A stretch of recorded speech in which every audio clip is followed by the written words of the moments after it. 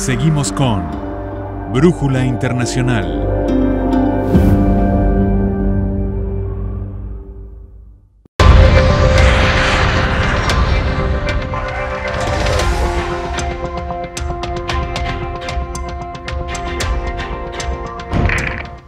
Claro está que de ese planteamiento filosófico de la dignidad humana y los derechos humanos, la comunidad internacional, sobre todo ya con la Sociedad de las Naciones y posteriormente con Naciones Unidas, van a adoptar textos, tratados obligatorios para los países.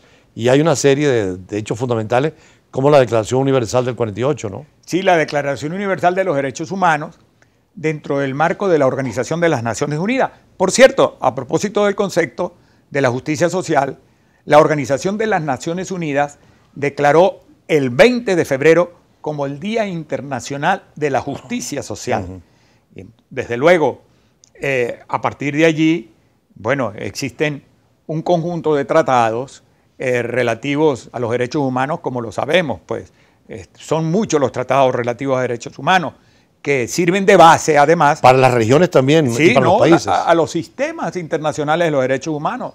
Está el Sistema Mundial o Universal de los Derechos Humanos, que tiene su sede en la Organización de las Naciones Unidas. Hay un alto comisionado. Un alto comisionado. No solamente un alto comisionado.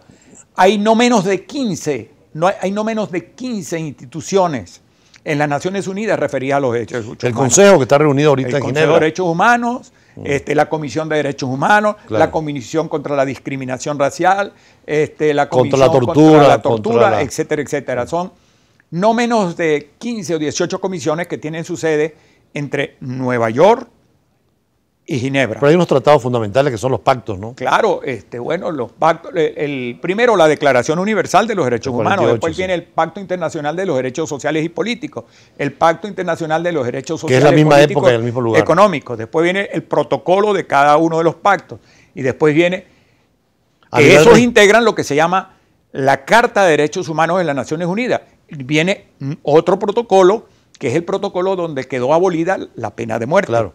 Esos 5 instrumentos son de carácter universal mundial, son de carácter, pero hay también de carácter regional para las zonas. Que forman parte de lo que bien se podría llamar, desde el punto de vista jurídico, del Jus Cogen. Después viene el sistema africano de los derechos humanos, o Carta de Banjul, la Liga Árabe, europeo de los derechos humanos, el Convenio Europeo de los Derechos Humanos de 1950, que tiene sus dos órganos, la Comisión Europea de Derechos Humanos y el Tribunal Europeo de los Derechos Humanos, que tiene su sede en Estrasburgo.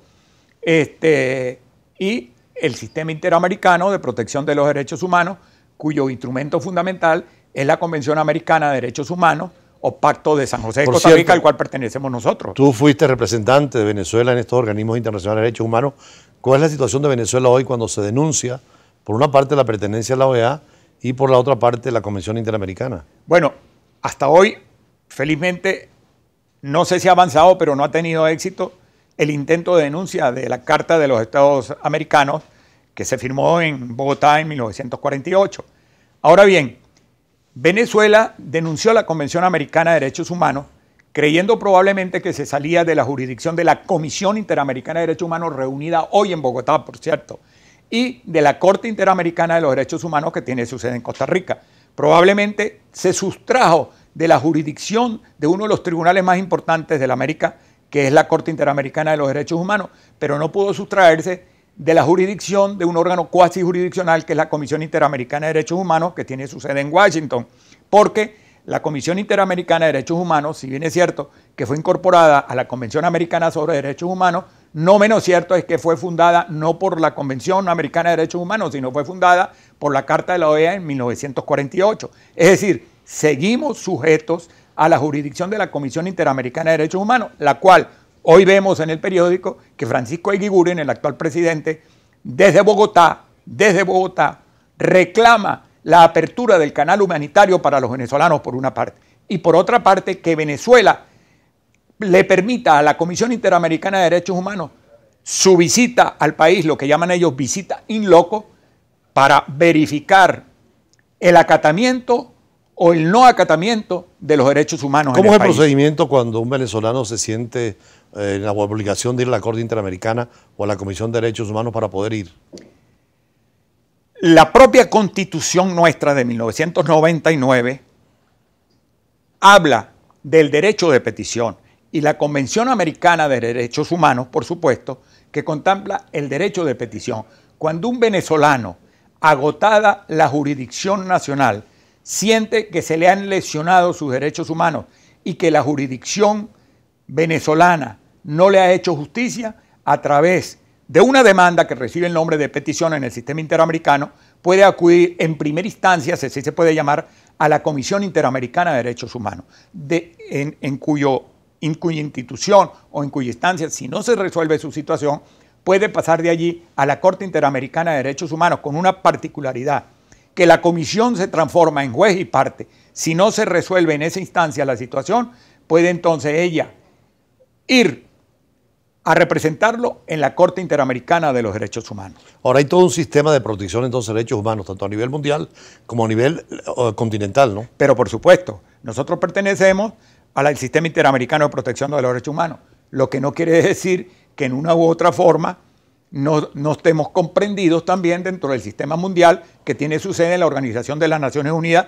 de la cual formamos parte. Y hay una referencia también al sistema subregional, porque tanto la comunidad andina como el mercado del sur, común europeo, el Mercosur también tiene el Mercosur una cláusula democrática. Claro, el Tratado de Ushuaia tiene expresamente establecido el cumplimiento de los derechos humanos para poder mantenerse en el Mercosur.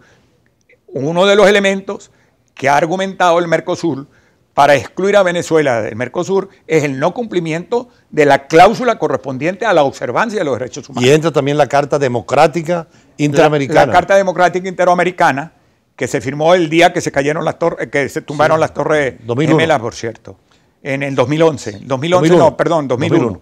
Que se firmó la Carta Democrática Interamericana, que es bueno, uno de los requisitos esenciales de la Carta Democrática Interamericana es que los gobiernos pues tienen que ser esencialmente democráticos, entendido por esencialmente democrático, la observación de los derechos humanos, plenas libertades, separación de poderes y todo lo que implica un sistema democrático. Bueno, muchísimas gracias al doctor Jorge Duarte. Venezuela debe estar y debería estar siempre